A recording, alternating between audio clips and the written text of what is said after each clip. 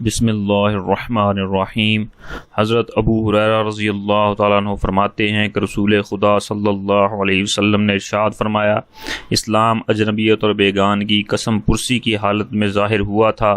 کہ اس سے لوگ بھاگتے تھے اور کوئی قبول کر لیتا تھا اور عنقریب پھر بیگانہ ہو جائے گا جیسا کہ شروع میں تھا۔ چنانچہ اسلام پر عمل کرنے والا کوئی ہی ملے گا۔ پھر فرمایا کہ 100 ایسے لوگوں کو خوشخبری ہو جو اسلام پر چلنے کی وجہ سے بیگانے شمار ہوں گے۔ ترمذی شریف، مسلم شریف۔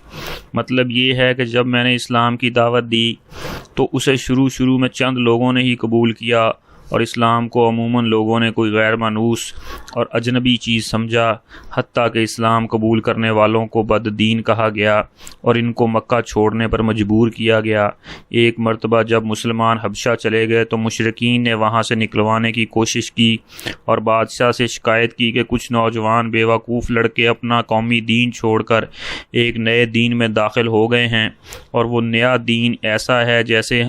جسے ہم پہچانتے بھی نہیں ہیں۔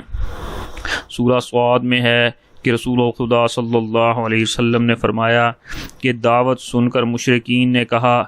پھر ارشاد فرمایا کہ بعد میں لوگوں نے خوب اسلام قبول کیا اور خوب پھیلایا، لیکن آگے چل کر ایسا ہوگا کہ اسلام پھر اپنی اصل حالت پر آ جائے گا اور اس کے احکام کو قبول کرنے اور عمل کرنے والے نہ ملیں گے۔ اسلام کی چیزوں کو بیگانگی کی نظروں سے دیکھیں گے، گویا اسلام کو جانتے بھی نہیں۔ اس وقت اسلام پر عمل کرنے والا کوئی ہوگا اور کہیں کوئی پکا مسلمان نظر آئے گا، لیکن ایسے مسلمان اگرچہ لوگوں کی نظروں میں گرے ہوئے ہوں گے اور ان سے کوئی بات بھی کرنا پسند نہ کرے گا، مگر خدا کی جانب سے میں انہیں خوشخبری سناتا ہوں۔ ترمذی اور ابن ماجہ کی روایت میں ہے کہ رسول خدا صلی اللہ علیہ وسلم نے ارشاد فرمایا